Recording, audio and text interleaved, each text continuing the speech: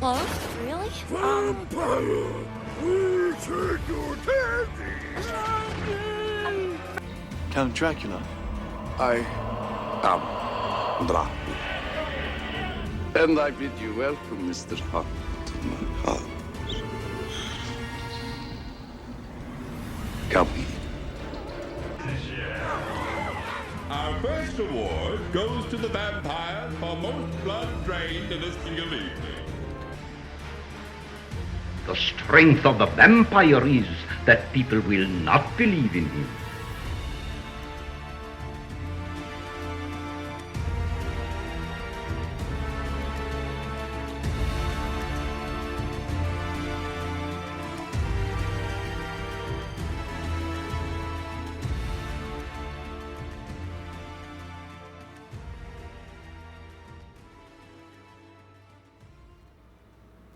Good evening, YouTube. Happy June. Welcome back.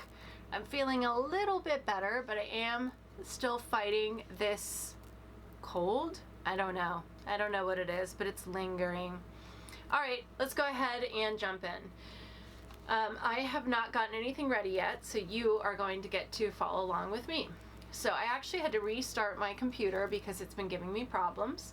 So let's get into our recording app, Audacity. And we are going to pull over the pre-recorded beginning music. Isn't this exciting? We're going to open up a second track. And we're going to check the mic. Good evening, my fellow vampire lovers. All right, let's go. Good evening, my fellow. All right, all is well. The dog is upstairs. The cat is I don't know where, but it's nice and quiet. I think I heard the caller. Juliet?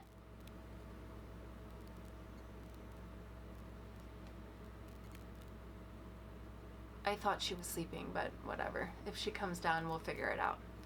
I'm not gonna stress. It's okay. Okay, let's go ahead and get started. Good evening, my fellow vampire lovers. The sun is going down, and you know what that means. It's time for me to record another episode of my podcast, The Beautiful Dead. As always, I am your host, Lena Nazari. And you can find me at lenanazari.com. Find links to all my social media, ways to reach out to me. As always, the easiest way is to email me. That's lena@lenanazari.com. And yes, I do respond to all of my messages. If you have reached out to me and I haven't responded, it's because it's lost somewhere. So please go ahead and reach out to me again. If you are direct messaging me on social media, that's where stuff really gets lost a lot. So try email. I have it on my phone, so I see it all the time. It is the first weekend in June, and you know what that means. When you are watching or listening, I am on my last day of Fan Expo Philadelphia. Hopefully you follow me on social media, so you've gotten to see all of the fun. Hopefully I've met a lot of friends, and hopefully I'm sold out of all my books. That would be great. So obviously I'm recording this ahead of time so that you can have it and I can be in Philly at the same time. So yes, I'm still sick. I'm not sick though, right? I just am a little congested and I have this nagging cough that won't go away, but it's okay. So my vampire tea this week is Attack of the Killer Lemon. Isn't that fun? And I did it because I wanted the antioxidants and the vitamin C and all that good stuff. And this one obviously is like a lemony taste in a black tea, but you can do it iced too. So I might do that next time, but for now I'm doing it hot because I'm hoping it'll help soothe my throat so that I won't cough through this recording. For my podcast listeners, I will try and edit out the coughing. For the YouTube watchers, that's the whole point, right? This is behind the scenes, the way that it actually is. Mistakes and all. All right, it is the first weekend in June, so you know what that means. First off, it means that my Eternal Night Shift series has been complete because all 3 books are now out for a couple weeks. So now I'm starting to get feedback from people and I'm loving it. I worked really hard on this book. I worked really hard on getting it out. I'm very, very proud of it. So I'm really excited to start getting the feedback. People seem to really be liking it, and I'm just loving it. I'm loving it. But the most important thing is, because it's the first weekend, is it's tarot day. It's time to pull the tarot for June. We had a wonderful May. Lots of exciting things happened in my house, in my personal life. It's very, very exciting. So let's see what's going to happen in June. I have the cards in front of me. As you guys know, I do this live, so it's going to get kind of noisy, but hey, that's all part of the charm, right? So let's do this. And people ask me, no, I'm not good enough that I've memorized every card, although I feel like I'm starting to get to that point. I do have a little cheat sheet with me, but I don't know. I'm at the point now where I'm actually starting to know a lot of these cards. All right, June, what do you got for me? Let's see. The Magician. All right, Magician, where are you?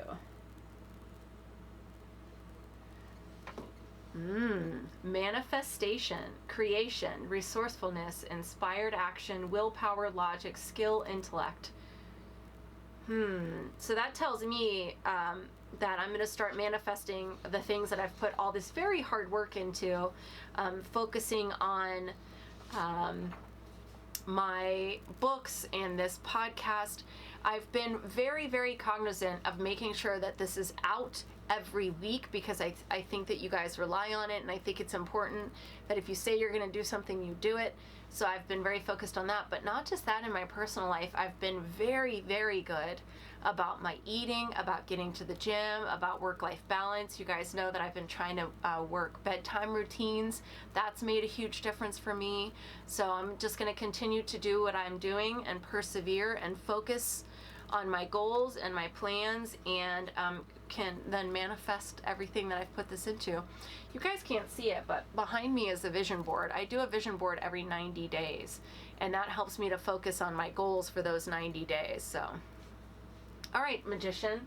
So you are taking over the Ace of Pentacles that we pulled in May. So Magician, that is our theme for June. Magic, I like it. All right. I'm really, really, really excited to talk about these. I loved these movies in high school. These were some of those that I would rent and watch over and over and over again. So when I was on the hunt for Shadow of the Vampire and I stumbled across To Die For on DVD, I was so excited. And I knew I wanted to cover it. I wasn't exactly sure when, but now that we're doing our theme of obscure movies that most people haven't heard of, it was perfect. So we're doing them both, baby. We're doing the first and the sequel in all their amazing glory. If you have never listened or watched, spoiler alert. Oh man, the coughing's already begun. I am going to ruin everything. I will tell you who hooks up with who breaks up with who kills who, how they die.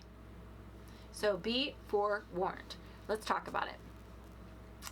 In To Die For, real estate agent Kate Wooten and her boyfriend Marty attend a party on a yacht, but Kate ends up in the arms of a mysterious stranger who disappears before she can find out who he is. He turns out to be Vlad Tepes, who just happened to be in the market for a castle. Just so you know, when I say Tepish, I know it's Sepish, but they say Tepish in the movie, okay? Don't come for me. Kate sells him one, and he hires Kate's roommate Cece as his secretary as well as his meal, and sets up housekeeping. Vlad's nemesis Tom shows up, vowing to get even with Vlad for taking his girlfriend 100 years ago. Tom intends to take Kate from Vlad. One night, Kate gets a dress, a necklace, and an invitation to a soiree at the Tepish castle. Many yuppies are there, including Marty, who makes off with a book about Vlad Tepes, Prince of Wallachia, Dracula. When Cece sees Vlad kissing Kate, she becomes jealous and attempts to drive Kate away. Vlad drives Cece away instead, and Cece gets her face ripped away by Tom. While Marty and friend Mike sneak into the hospital to stake Cece, Kate confronts Vlad. Instead, they make love, and Vlad bites her and makes her drink from him. Tom intrudes, he and Vlad fight, and Vlad impales Tom on the bedpost. As Mike, Marty, Kate, and the police watch, Vlad throws open the front door to the sun and is burnt up, his last words being, "Lock up before you go."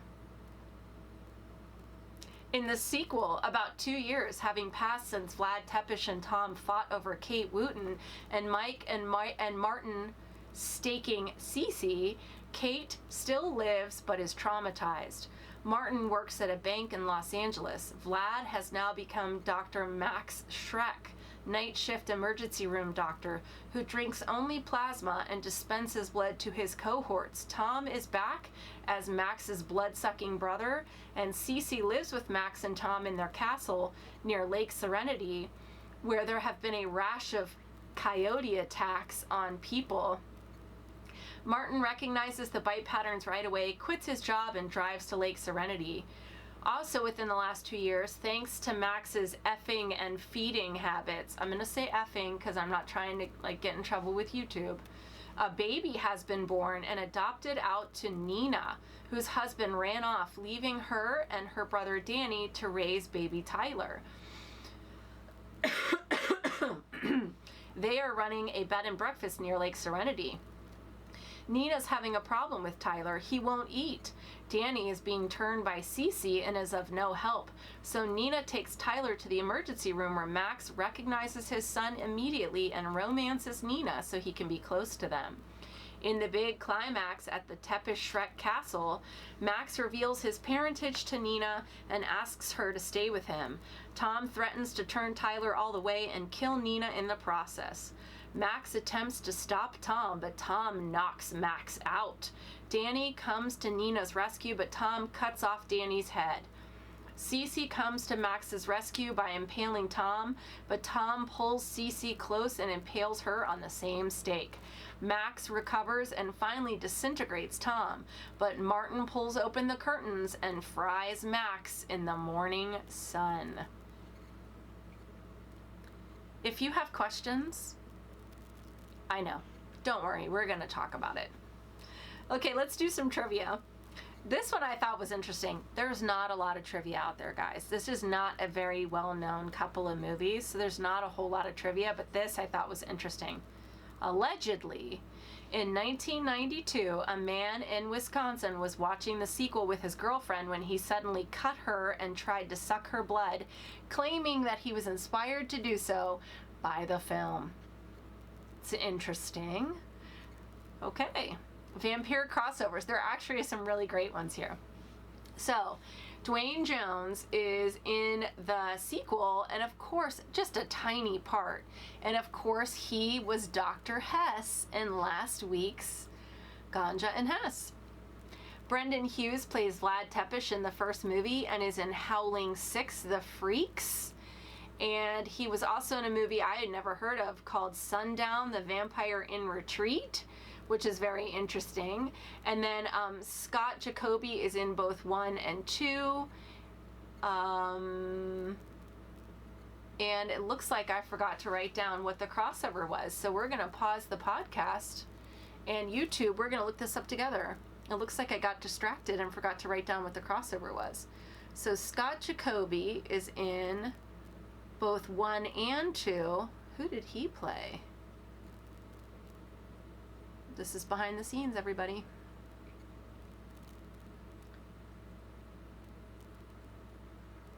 Oh, he played Martin. He's the hero in 1 and 2.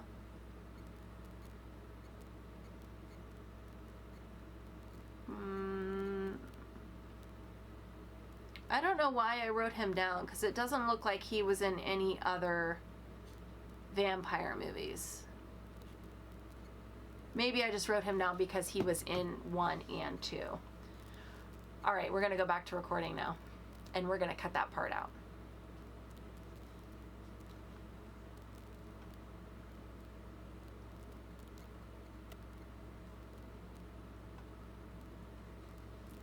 Okay.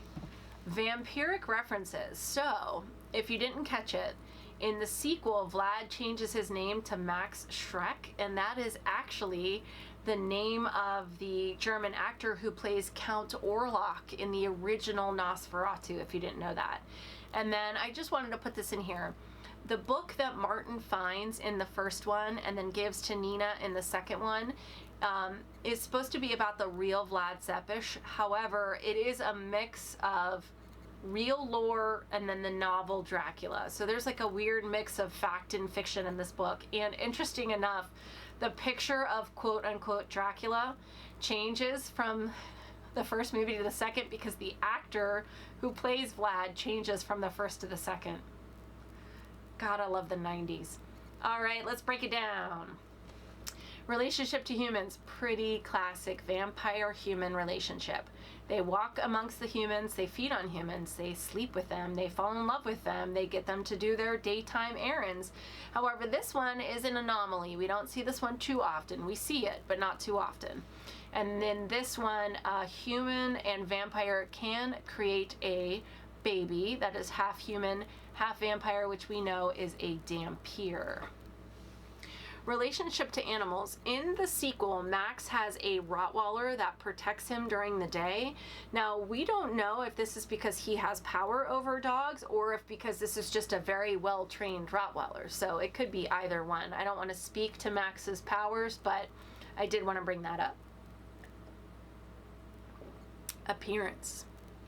Until they vamp out, they look human, albeit beautiful humans, but they look human. Now, when they vamp out, they get very bright, light irises. They growl, but not, it's almost like a wolf growl. So it's not a hiss, it's a growl. And they have fangs. For the most part, it's two sharp, retractable canines. However, they do change forms, they change shapes.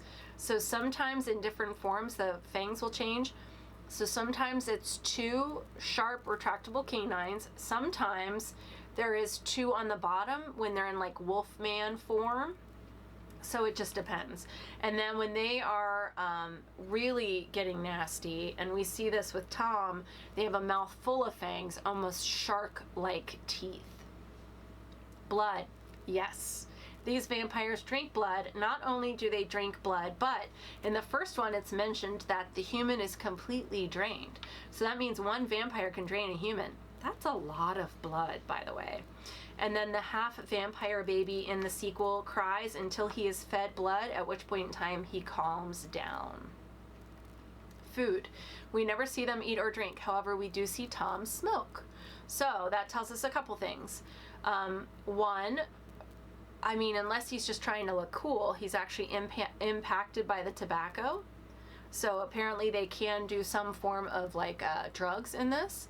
And then also they must be able to breathe. For you to inhale smoke, you have to be able to breathe. So that addresses one of our questions.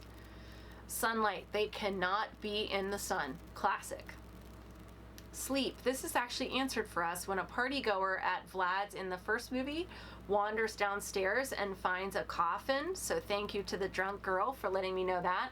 However, in the second one, they make love in a bed. So I guess he has a bed, maybe for people who are wandering around the castle to see a bed, or maybe just for sex. But he also has a coffin, so he must sleep in the coffin. Holy items. These are classic vampires. No holy items for these vampires. We see the cross. They are repelled by the cross. However, we never see anything else. So I don't know if they can go to church. I don't know if the Star of David will affect them. I don't know, like, if Bibles will burn them. I just know that they can't look on the cross. Rules. So we don't see too much in this area. We know they don't have to be invited in. We don't know if they cast reflections or if they can cross running water. I didn't see dirt in Vlad's coffin, so I don't think he has to sleep on the soil of his homeland unless that soil is under the coffin, which we would not have seen that. We do know there's a code among the vamps. Oh, I'm sorry. We don't know if there is a code among the vampires. We don't know if there's like rules or anything. Jane helps Martin find Max's... Oh, see, now I'm getting myself confused. See, so this is something I'm going to go back and edit out of the podcast, but you guys are going to get to see it. They do have a code amongst them, because in the second one, a vampire named Jane helps Martin find Max's castle and is cuffed to a tree and forced to face the sunlight and die because she betrayed the vampires. So obviously there's some kind of a code amongst them. Powers. We know they are strong because at the first crime scene, the detective says that it looks like the victim's bones were crushed by hand. You'd have to be very strong to do that. They're fast. They can fly. Vlad can mesmerize. They don't grow old. They can live forever if they don't come across a way to die. They can transform. So in the first movie, it's like a wolf man, almost like a werewolf type creature. In the sequel, it's a full-on wolf. So apparently they can do either. And apparently they can walk through glass, because Tom and Cece step through a sliding glass door like ghosts.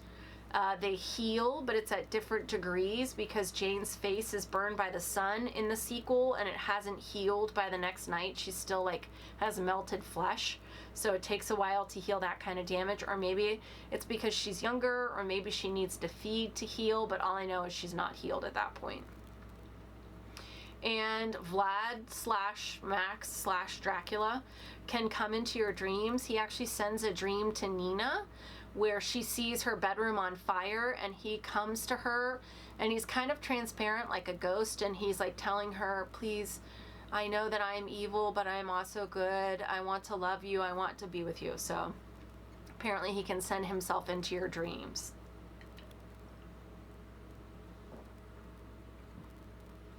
How are they made? Okay, this is going to get confusing, but bear with me. In the first movie, Martin is reading the book about Dracula, and he reads the sentence, "The heart must stop for lack of blood for the victim to turn." So to me, this means if a vampire drains you to the point of death, you rise as a vampire. That doesn't make sense, because we do see a couple victims in the movies, and as far as I know, not all of them turn, unless they did behead the victims after they drained them. Then we see the classic embrace where Vlad feeds off Kate, and then Kate tastes his blood. He does a thing where he like slices across his chest and she drinks his blood. Then they're interrupted by Tom, and I don't know why that didn't seem to turn her. Maybe because Vlad kills himself right after by sunlight, and because he's dead, she doesn't turn. I don't know, because then in the sequel, he's back, and it's mentioned that she's insane. I don't know. Then in the sequel, Nina is reading the same book, and now this time it says the vampire feeds off the victim over a series of feedings. Then when the human is weak, the vampire will feed its blood to them, and that completes the turn. So contradictory. Anywho, we will come back to that. And we know that Dampiers are a thing in this universe, so you can be born half vampire, half human. How do they die? Classic. Stake to the heart, decapitation, sunlight. When Cece is staked in the first one, her flesh melts off and she's nothing but bones. When Tom is staked, light shoots from his body and he combusts and nothing is left. The same thing happens to Vlad when he steps into the sun at the end of the first. However, in the sequel, all three of these vampires are back. That's right, they're back. Now, they explain that in the medical examiner's office, Vlad's ashes were all together.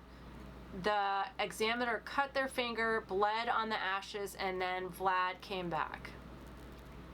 Okay. That being said, it is never explained how the other two are back. Well, how did they come back? I don't understand. And then in the sequel, we see one cuffed to a giant tree and dies by sunlight. One is beheaded, two are staked, and then Vlad/Max/Dracula dies by sunlight again. Okay. Are they good or are they bad? Pretty standard answer. You choose. Being a vampire is not going to change. If you're a dick who's turned into a vampire, you're still a dick. If you're somebody who's trying to be good and you're turned into a vampire, you're going to remain to trying to be a good person. But we know this is a very complicated answer. Vlad is quote unquote good, trying to fight the evil inside of him. However, he's doing bad things. All right. Oh boy. Tropes I love and tropes I hate. Tropes I love. Okay, we have talked about this particular trope before, and I love this one. It's the one where someone is bit, and then you get to see them changing over time. So in the first one, it's Cece. First, we see her wearing sunglasses. She comments on how much she hates the sun, and then a very sweet, bubbly girl is suddenly a bitch, and that's how you know that she's changing. And then we see it in the second one with Danny. Same thing. He starts to sleep all day, stay up all night. He's pale. He wears sunglasses. He's mean to his sister. I love that trope. I love that one.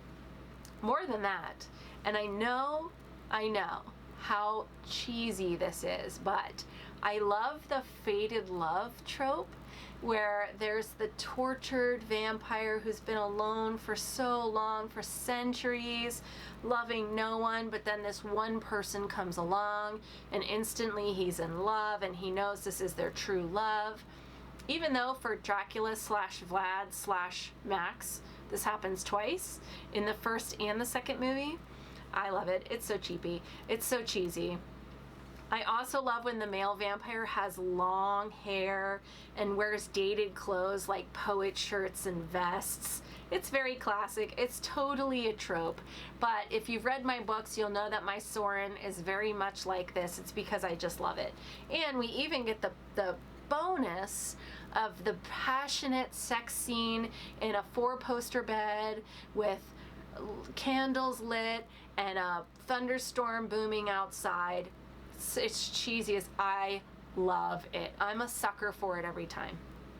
Okay, tropes I hate. We've talked about this one. The Dracula in disguise trope. I hate it. You have the vampire, and then the vampire, dun dun dun, reveals that he is in fact Vlad Dracula from Romania in the 14... Okay, whatever. It's so dumb. I hate it. And then this one even has the ancient book with the pictures. And please explain to me why the greatest vampire of all time, who has survived for 600 years, would have a book about himself out on a bookshelf for humans to find when he's having a party with hundreds of people in his house. Really? He's gonna have a book about himself with all his deepest, darkest secrets in it and just like leave it out for someone to find? Whatever. I mean, obviously in the grand scheme of these movies, that is not the dumbest thing that happens, but I groaned. I'm like, really? Anywho, also one that I really don't like, and you guys will probably notice it now, the instant sunrise. It's like total dark and then it's total morning like that. I hate that. I hate when they do that. All right, let's do the ratings. How scary or evil are the vampires of To Die For and To Die For 2? Okay, so the vampires are strong and fast.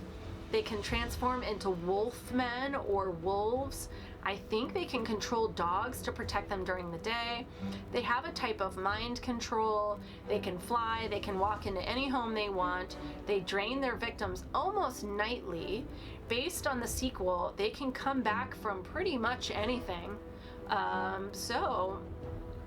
other thing is they have no problem killing each other. They'll turn on each other. That's how little they care about life. So all in all, add that up, that's a 6.5 out of 10 stakes to the heart for scariness and evil. How sexy or alluring are the vampires of To Die For and To Die For 2? So we know the vampires, at least Vlad / Max / Dracula, has some kind of allure because Kate sees him at a party across a room and 30 seconds later, like she's outside making out with him. That's how strongly she is drawn to him. She fantasizes about him the next day.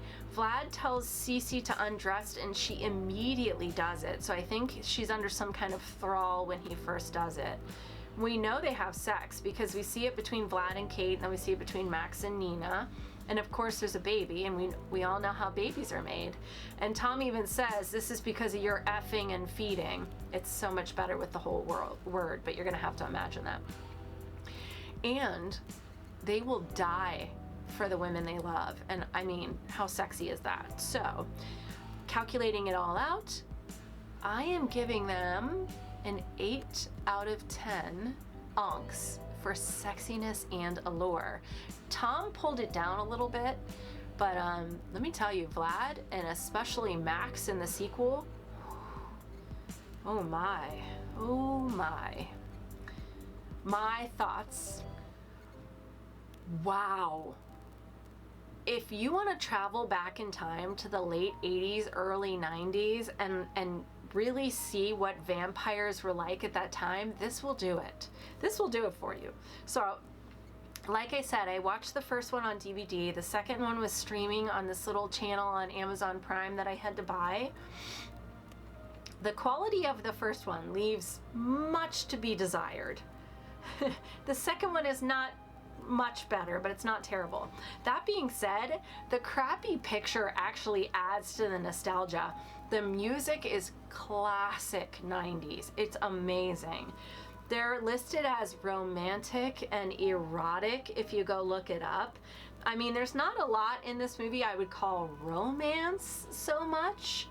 I love the idea of some rich man sending me a beautiful dress in a box and inviting me to a beautiful soiree at his house that night. I mean, I love that. That being said, Vlad's courting leaves very much to be desired as far as romance. That being said, when Max begs Nina to join him, I was like, I will. So whatever he's doing works. So let's talk about a few things. The sequel has multiple vampires that definitely died in the first one. Died. And then they just bring them back and they don't explain how. And you're just supposed to accept it, okay? Also, how did Vlad become a doctor? In 2 years. He went from Vlad to Dr. Max. How? How? Also, after everybody dies, is Nina going to starve the baby? Or is she going to feed it blood? I have so many questions. In the end, actually the baby's eyes glow red, which makes me think that they actually thought they were gonna squeeze another sequel out of this one, which I applaud the confidence. That being said, let's say it out loud, okay? The movies are not great. I wouldn't even say that they're good. But will I watch them again? 1,000% yes. I will absolutely. I actually think these movies might be a test in the future for a partner to see if they're like on my wavelength, and if they get me, I want to watch these movies with them and see if they like understand how a movie can be so bad that it's actually amazing. It's such a guilty pleasure of mine. It's gonna stay on my shelf. I'm gonna watch it again. I'm just telling you. It actually reminds me of like Embrace of the Vampire, Tale of a Vampire, like Subspecies, which yes, I am gonna do Subspecies again. It was like the third one I ever did. I did not do it justice. I want to go back and do that one and all of the sequels. So I want to do all 4 Subspecies and review it again and like really do it justice. There is something about these cheesy 90s gothic vampire romances that I just adore. You might be with me on this, you might not, but it's my podcast and I'm just being honest with you. These movies are not good, but I love them so much and I'm definitely going to watch them again. I promise you. I'm gonna pour a big glass of wine on some thunderstorming night and I'm gonna watch these again. All right, next week we're gonna stick with our theme of obscure vampire films that most people don't know about, and we're gonna stick with Brendan Hughes on this one, and we are gonna do Howling 6: The Freaks. Yes, Howling is a werewolf franchise. You're just gonna have to go with me on this one. Howling 6, The Freaks. It is available.